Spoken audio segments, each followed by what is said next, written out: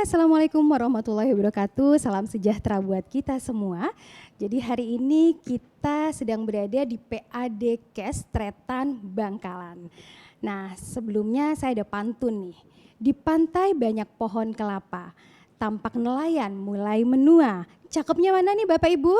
Cakep. Di awal saya menyapa, selamat menonton dan mendengarkan. Oke, dan hari ini kita kedatangan para Bapak Ibu hebat dari Komisi C DPR Provinsi Jawa Timur. Nah, tak kenal maka tak sayang, mari kita kenalan dulu. Mulai dari siapa ini? Bapak Ibu sekalian dipersilahkan. Oke, Kang Suyat silahkan. Kang Suyat sudah disebut dari Magetan, Ngawi, Trenggalek, Ponorogo, Pacitan, Partai Nasdem, masyarakat Jatim hebat. Oke, sekarang lanjut dengan siapa ini? Fauzan Fuadi. Oke, silahkan Pak Fauzan. Daerah pemilihan Bojonegoro Tuban, Bojonegoro Tuban. Kelahiran Lamongan, domisili Gresik. Oke, lengkap ya Pak ya. Fraksi PKB. Fraksi PKB. Dari Nasdem ke PKB, sekarang siapa? Oke, Ibu Agustin silahkan. Assalamualaikum. Waalaikumsalam warahmatullahi wabarakatuh. Saya Agustin Poliana, Dapil Surabaya. Ojo lali rek, bayar pajak. Oke, ojo lali rek, bayar pajak. Oke, selanjutnya silahkan. Baik, Assalamualaikum warahmatullahi wabarakatuh. Saya Nasi Ashal, Bangkalan, fraksi Nasdem. Sehat untuk semuanya. Amin. Oke, terima kasih. Oke, yang terakhir Ibu Lili silahkan. Oke, Assalamualaikum masyarakat Jawa Timur. Saya Bu Lili Indarwati dari Dapil Surabaya dari fraksi PKS. Oke, ini kayaknya lengkap nih ya. Terima kasih Bapak Ibu sekalian. Nah, para pendengar dan penonton, hari ini kita mau ngobrolin terkait dengan pajak, samsat dan kendaraan bermotor. Nah, kita ngomong nih terkait kantor bersama Ibu Bapak sekalian. Nah, kantor bersama di Samsat Jawa Timur ini mungkin bisa diceritakan nih bagaimana sih pelayanannya, progres dari tahun ke tahun, apakah memang sudah ada progres yang positif atau mungkin masih ada nih hal-hal yang perlu kita kembangkan. Nah, biasanya di mana?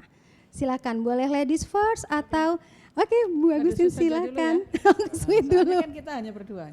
Oke. Ini laki semua. Silakan Ibu. Ya, terima kasih Mbak Hera. Gimana Mbak, sehat? Alhamdulillah, ketemu lagi ya. Alhamdulillah ketemu lagi Ibu. Jadi saya melihatnya dari tahun ke tahun memang ada perkembangan yang sangat pesat. Terkait dengan pajak, pembayaran pajak di kantor Samsat ini. Artinya apa? Mereka dulu, yang awal dulu itu kan harus bayar ngantri-ngantri kan. Betul. Di kantor Samsat. Sekarang tidak lagi. Oh. Artinya apa? Sudah ada perkembangan yang maksimal terkait pembayaran. Jadi mereka tidak harus ngantri lagi.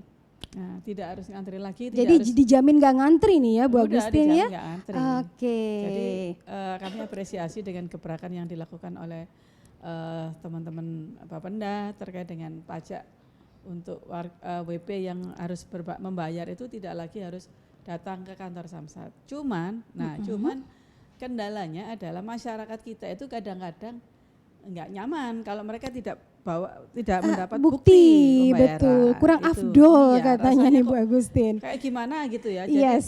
Mereka memikirkan bahwa kalau saya nggak dapat nanti gimana, kalau ada apa di jalan saya nanti ada operasi, operasi bersama saya nggak bisa nunjukin, padahal cukup di print gitu kan sudah bisa. Sama aja ya Bu Sama ya? aja, karena bukti bayar itu cukup di print di rumah juga bisa kalau kita mau. Tapi kan kadang-kadang masyarakat tuh nggak afdol kalau nggak ada gambar samsatnya dan resmi gitu. Betul, takut kertasnya berbeda atau gimana nih Bu? Padahal kertasnya sama-sama kertas putih kan gitu ya. Sama ya Bu. Nah ini, jadi terkait pembayaran yang dilakukan oleh para wajib pajak itu sudah kami apresiasi kan gitu, dan jangkauannya juga sangat luas kan gitu. Mereka bisa bayar lewat bank, bisa lewat Tokopedia. Kayak iklan kita di belakang ini ya? Bisa di kantor pos yang mungkin tidak dekat dengan Alfa, bisa ya kan, minimarket yang kerjasama itu bisa saja. cukup dengan HP. Cukup itu dengan mereka bisa HP? bayar. Tapi kalau Oke. orang yang sepuh-sepuh mungkin dia nggak bisa pakai HP, cukup dengan datang di kantor pos terdekat. Nah, itu kan juga Oke. mereka lakukan. Artinya semua bisa dilakukan manakala kita punya kesibukan tersendiri. Yes. Dan kesibukan itu kadang-kadang menyita waktu dan kadang-kadang kita lupa. Betul. Cukup di rumah bisa dilakukan pembayaran itu. Dan itu gebrakan yang dilakukan oleh Samsat itu adalah suatu hal yang positif, artinya meringankan dan memudahkan metode pembayaran yang dilakukan oleh WP begitu, sehingga hal-hal yang sekecil apapun itu bisa dilakukan. Dan alhamdulillah capaian pun juga triwulan kedua itu juga hampir terlampaui semuanya kan gitu. Artinya trennya yang Januari itu kan trennya turun terus naik merangkak gini. Nah itu kan tren itu kalau mendekati begini trennya naik, Ya, apalagi gitu ya. mendekati hari jadi. Betul. Hari jadi itu orang sudah bersiap-siap nanti ada Pemutihan nih gitu ya Bu ya. iya, bebas denda dan lain sebagainya gitu kan, lebih menguntungkan daripada dia harus bayar di awal-awal tahun kan gitu. Iya, Hal-hal begini yang mereka tunggu-tunggu. Betul Ibu. Mudah-mudahan tidak harus nunggu tapi bayarnya tepat waktu. Amin gitu ya. Saya kira Sehingga itu dulu. gitu ya Bu Agustin ya. Sehingga sebenarnya nggak ada nih para pendengar dan penonton, nggak ada nih alasannya sebenarnya telat bayar, karena kalau misalnya kita datang ke Samsat sudah pasti tidak antri. Terus kalau kita malas untuk keluar nih, mager banget, cukup ambil handphone sebenarnya bisa, atau seenggak-enggaknya jalan-jalan sebentar lah, mau beli sekalian beras kita bisa bayar di Alfa, di Indomaret, atau di tempat-tempat retail yang lainnya ya Bu ya. Oke, mungkin ada tambahan nih dari Bapak Ibu yang lain, silahkan. Oke, silakan Bapak. Oke, saya menyambung Bu Agustin yang terakhir tadi, orang pada nunggu pemutihan istilahnya untuk menghindari denda. Di podcast edisi sebelumnya saya salah satu yang mengkritisi atau mengevaluasi atau mengkritik cara itu. Jadi insentif itu diberikan kepada orang yang telat bayar pajak. Kalau begitu terus maka yang taat pajak apa dong insentifnya?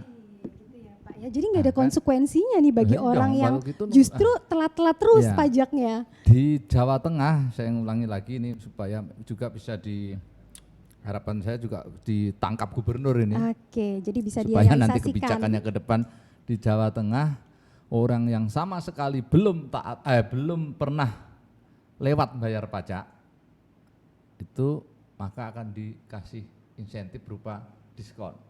Saya lupa diskonnya berapa persen, tetapi itu juga mendidik kan gitu tuh akhirnya. Betul. Tapi kalau nanti misalnya pada saatnya tahun depan ternyata telat meskipun sehari misalnya nggak bisa terima insentif dan akhirnya justru orang akan cenderung untuk tepat waktu supaya dapat diskon. Oke, Kang Suyat. Masuk akal kan ini kan? Masuk akal, Nah, betul. ini- Dan adil ya nih ceritanya ya.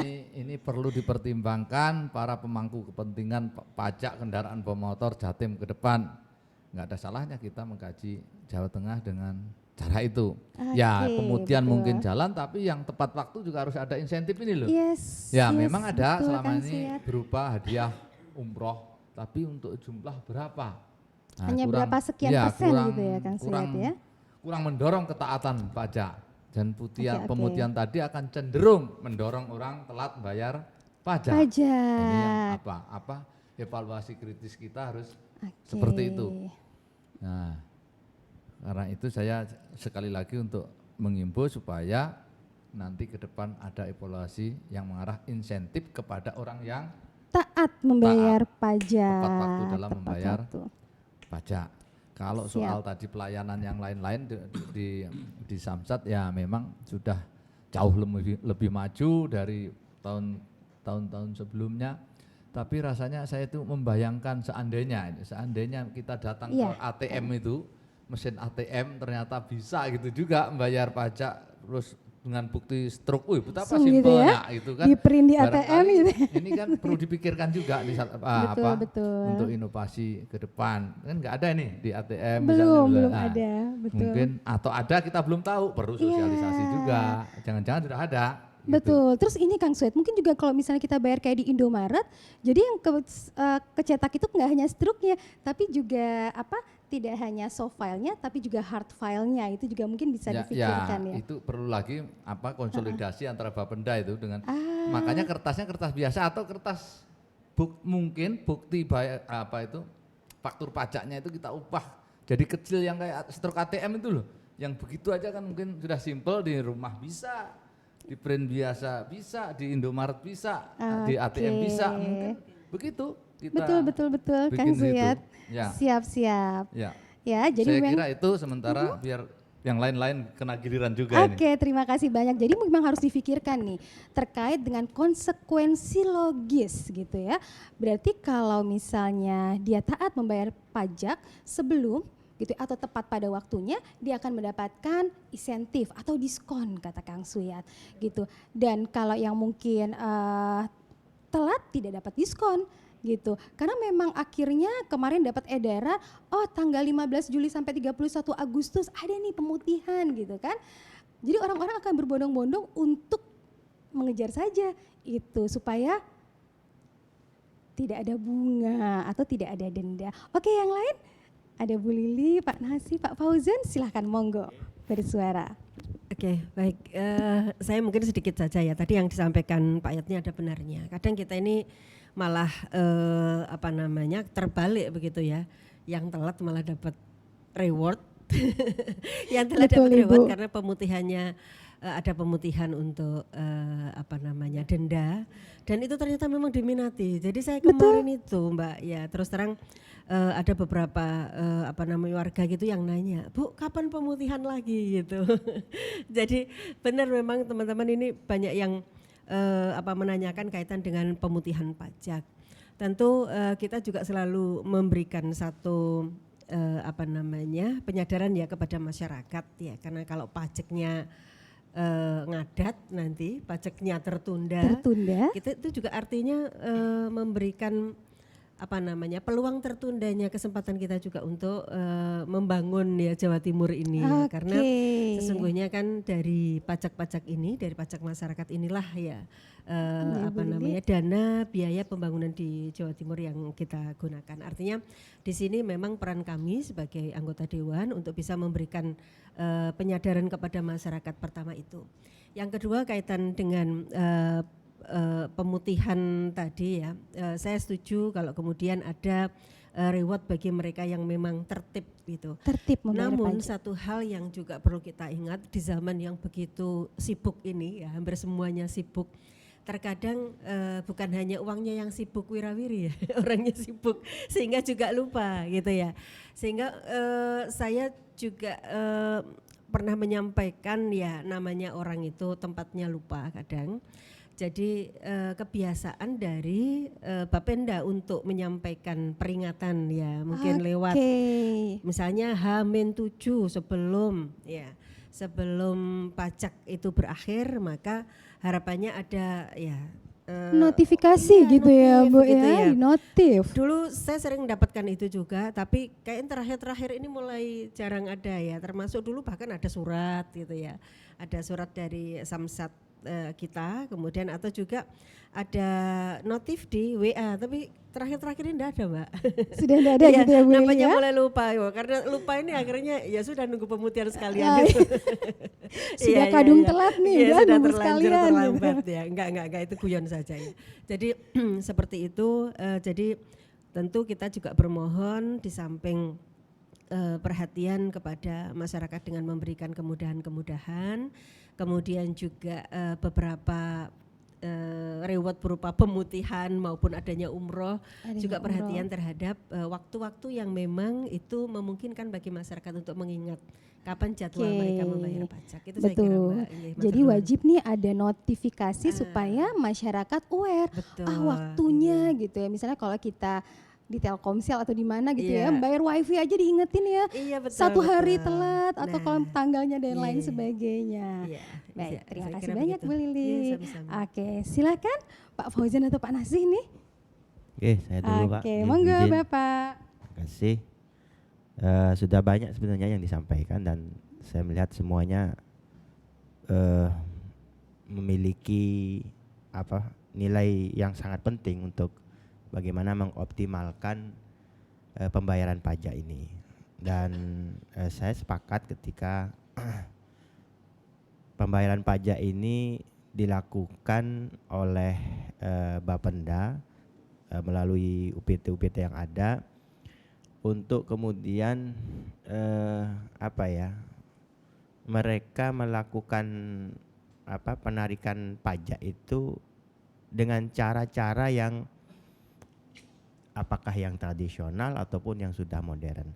Pada intinya adalah bahwa ini harus jemput bola, ya. Tidak boleh kita hanya menunggu datangnya masyarakat. Iya. Sosialisasi terus dilakukan mengenai cara bayar, kemudian juga sosialisasi untuk terus mengingatkan masyarakat pentingnya bayar pajak dan lain-lain. Selain itu juga pembayaran pajak ini kan juga harus terus diinformasikan apa sih manfaatnya, apa sih keuntungannya dan lain-lain, sehingga masyarakat yang awalnya mungkin kesadarannya masih ya tidak begitu kuat, ya, setelah diinfokan tentang hubungan pajak ini dengan pembangunan, hubungan pajak ini dengan apa yang dirasakan oleh masyarakat dalam menjalani kehidupannya dan lain-lain, saya kira kemudian kesadaran itu akan terus menguat sehingga pada akhirnya ya akan terjadi komunikasi dua arah yang tidak perlu lagi untuk saling mengingatkan. Karena semuanya sudah sama-sama sadar, semuanya sudah sama-sama mengerti tugas tanggung jawabnya dan lain-lain, dan dari situlah kemudian kita berharap peningkatan pembayaran pajak ini ya bisa dimaksimalkan. Kemudian hal lain juga adalah bahwa ketika bicara metode pembayaran, karena kita sekarang ada di Bangkalan ya, jadi saya sedikit mengapresiasi lah pada PT Bangkalan yang melakukan terobosan-terobosan, termasuk kantor Samsat yang baru yang sudah begitu megahnya, begitu mewahnya, dan saya kira itu juga harus dibarengi dengan peningkatan pelayanan kepada masyarakat. Oke, jadi nggak hanya gedungnya aja ya Pak Nasi yang bagus ya, tapi juga pelayanannya. Terima kasih. Oke, terima kasih banyak. Ada 2 hal yang saya garis bawahi. Yang pertama adalah mungkin penting nih untuk peningkatan sosialisasi biar semua masyarakat tahu gimana sih caranya, baik mungkin yang teman-teman mungkin anak-anak Gen Z yang paham banget dengan bagaimana fungsi digital, atau mungkin teman-teman yang pelosok yang memang minim sekali jaringan, itu juga membayarnya menggunakan apa. Terus notif yang kedua mungkin yang saya juga garis bawahi dari Pak Nasi tadi, ternyata mungkin tidak cukup sadar bisa saja pada saat dia ngerasa bahwa aku tuh udah loh ngasih kewajibanku, terus aku dapat apa gitu. Oke, sekarang lanjut, silakan Pak Fauzan. Saya kira ini kan ada problem teknis, ada problem substansi yang saling berkelindan erat mempengaruhi satu sama lain. Siap Pak Fauzan. Problem teknisnya saya kira masih ada dan harus terus disempurnakan. Yang dulunya kolosal, orang membayarkan pajaknya itu di Samsat, kemudian sekarang mulai ada tawaran-tawaran melalui jejaring channel online dan seterusnya, itu saya kira juga masih menyisakan problem teknis karena tidak semua orang mengetahui. Betul. Ini kan sebetulnya sebuah tawaran untuk semakin meningkatkan potensi. Wajib pajak itu kan potensi penerimaan bagi desain pembangunan pemerintah daerah. Yeah. Nah, tetapi secara substansi bukan berarti tidak ada problem juga, karena kaitan dengan kesadaran ini kan sesuatu yang substansi sesungguhnya. Betul. substansi tidak difasilitasi secara teknis, saya kira juga tidak akan terurai problemnya. Kalau tadi misalnya kaitan dengan keadaan dasar kita yang pelupa, gampang lupa katanya Bu Gitu ya. Lili, dengan Nggak gagal move on ya Pak Fauzan ya, dengan gagal reminder itu saya kira salah satu jalan. Tapi sejak awal filosofi penarikan pajak itu kan kursif sebetulnya, ada unsur paksanya. Maka menurut saya seperti yang beberapa kali di event-eventnya Bapenda sering saya sampaikan, bisa dicoba katakanlah dibuat sistem auto debit begitu untuk wajib pajak tertentu yang memang sebetulnya problemnya ini bukan problem dia tidak mampu bayar tapi lupa. Jadi misalnya diberlakukan untuk mereka yang punya kendaraan bermotor, kalau roda 2 katakanlah nilai belinya 50 juta ke atas misalnya, dia wajib dikenakan sistem auto debit. Kemudian yang kendaraan roda 4 katakanlah yang nilainya belinya misalnya 700 juta ke atas katakanlah, ini standar-standarnya. Kemudian diberlakukan H-5 atau H-7 pada saat deadline terakhir seseorang harus bayar pajaknya. Jadi sepanjang sebelum mendekati 5 hari deadline, saya kira dia masih punya ruang untuk bayar sendiri tanpa kena auto debit. Atau juga diberlakukan bagi mereka-mereka yang daftar. Jadi dia daftar auto debit. Jadi walaupun di luar 2 klaster yang saya sampaikan tadi, kendaraannya di bawah 50 juta untuk yang roda 2, kendaraannya di bawah 700 juta, umpama ini ya standar-standarnya. Tapi dia mau bersedia mendaftar untuk auto debit tadi, saya kira ya no problem karena di atas kemauannya sendiri. Dan ini karena tadi saya sampaikan ini ada unsur kursifnya, saya kira tidak ada masalah karena wajib pajak dia sampai kapanpun kan akan harus diuber dengan kewajibannya itu. Karena kalau nanti ini disandingkan dengan wajib pajak lainnya yang taat, ini kan justru kalau tidak cepat diatasi problemnya bisa memunculkan resistensi atau kata lainnya kecemburuan. Tadi yang disinggung oleh Pak Yatni soal justru kenapa yang kurang taat itu malah mendapatkan reward. Ya sebetulnya ini kan dilematis ya, dilematis. Barangkali boleh dicoba itu rewardnya jangan langsung pemutihan tetapi pemotongan 100% denda. Bisa jadi misalnya 50% dendanya dulu yang diputihkan.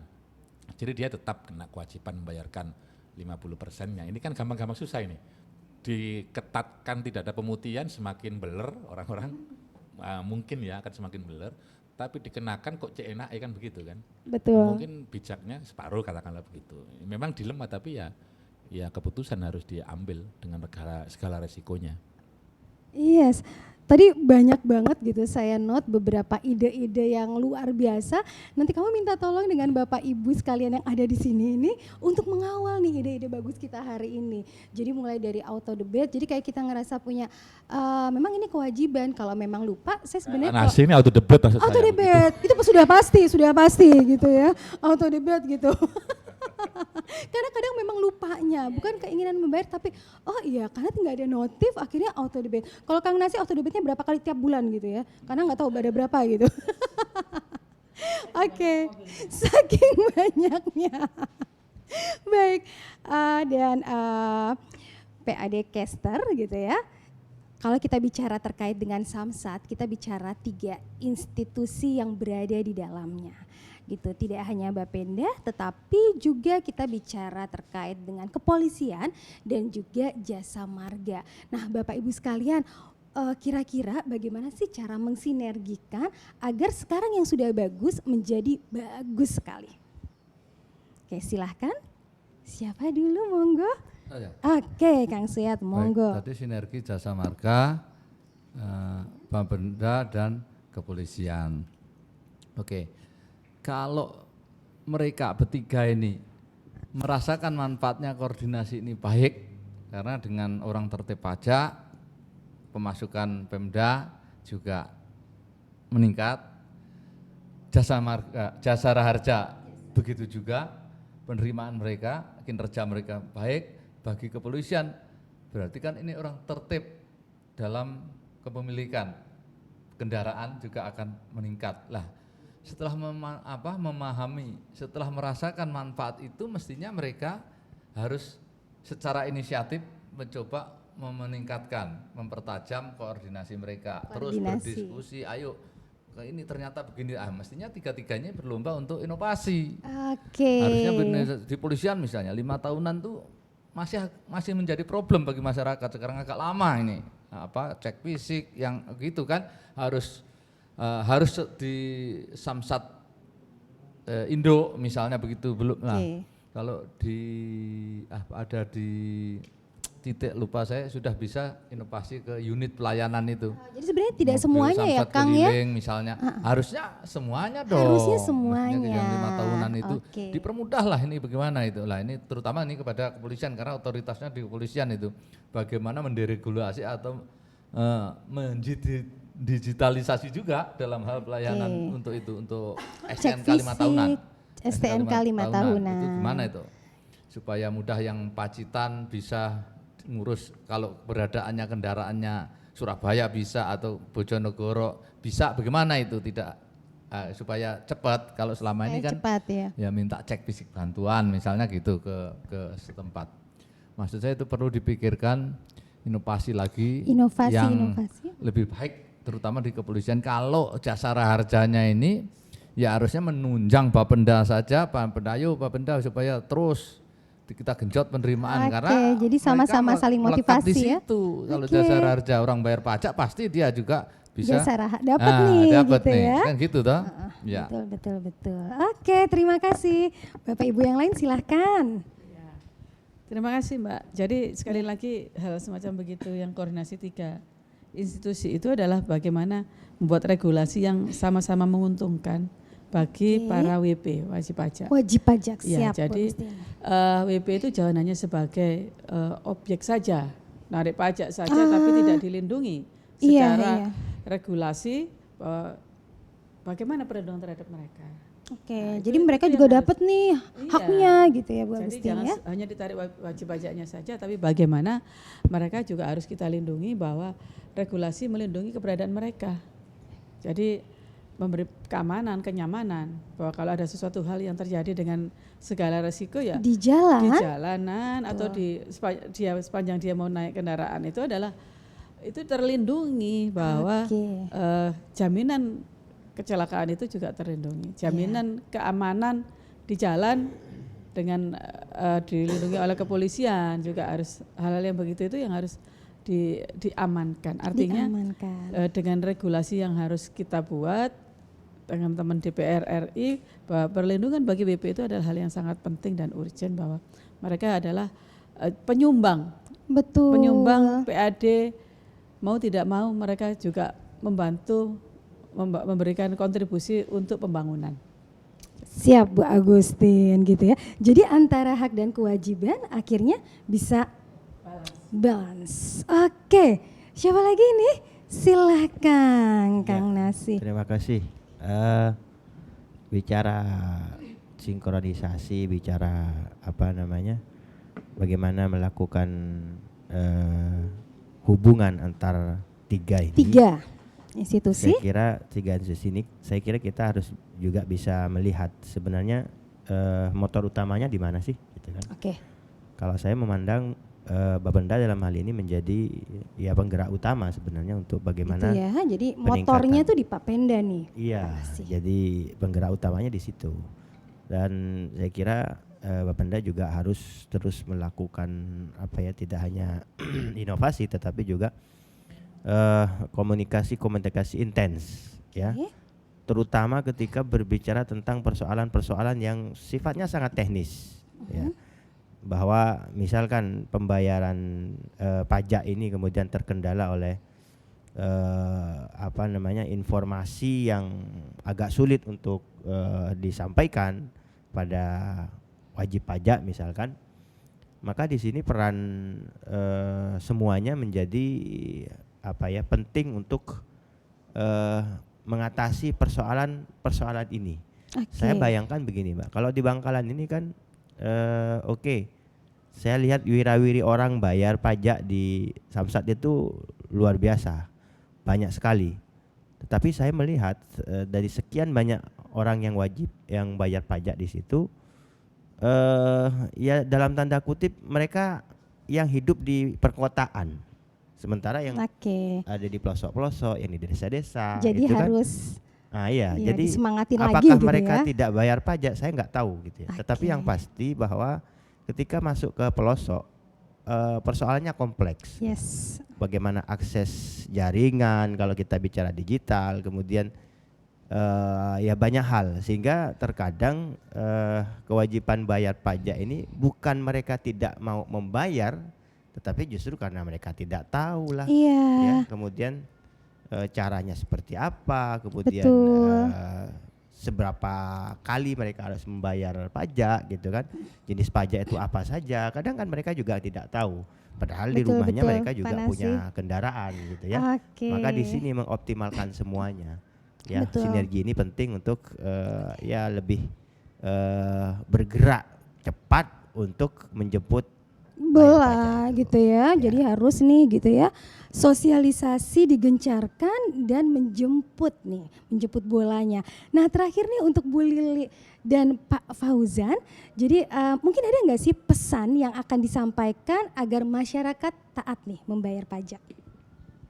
Ya, pesan untuk masyarakat Jawa Timur ya, kita ingin pembangunan di Jawa Timur ini terus berlanjut. Kita ingin kesehatan murah, kita ingin pendidikan gratis. Semua itu tentu karena pendapatan asli daerah kita yang terus bertambah ya. Itu sangat tergantung dari kita semuanya, maka rakyat yang bijak wajib bayar pajak. Itu yang penting. Ya, kalau bijak wajib membayar pajak. Pak Fauzan, silahkan. Ya, sebelum pesan ke wajib pajak, dari sisi pemerintah selaku yang memungut dan mengelola hasil pungutan pajak itu juga mesti memberikan keteladanan yang cukup untuk membuktikan kepada wajib pajak bahwa ini loh sungguh-sungguh uang yang dibayarkan dari pajaknya wajib pajak itu betul-betul digunakan untuk kepentingan kembalinya kepada masyarakat. Pada situlah saya kira pesan-pesan yang mau kita sampaikan kepada wajib pajak itu akan lebih efektif untuk diterima oleh mereka dengan feedback bukti mereka nyata gitu ya. Ya, jadi mereka kemudian saya kira tanpa distimulasi, karena mereka melihat nyata konkret bahwa dari kewajiban yang dia tunaikan itu dia bisa merasakan, ya saya kira tugas kita untuk menghimbau, sosialisasikan itu juga akan lebih mudah. Oke, baik, terima kasih banyak Bapak Ibu. Jadi obrolan kita ini kalau saya bilang ya ampun berbobot banget. Jadi banyak hal baru yang didapatkan di sini. Saya izin untuk pamit para penonton dan pendengar PAD-Cast. Dan ada pantun terakhir, masak itik sampai mateng. Cakep, enak. Makan itik rasanya enak memang Kang, gitu ya. Orang ganteng dan cantik pasti bayar pajak. Terima kasih Bapak Ibu, saya Hera, pamit undur diri. Wabillahi taufik wal hidayah. Wassalamualaikum warahmatullahi wabarakatuh.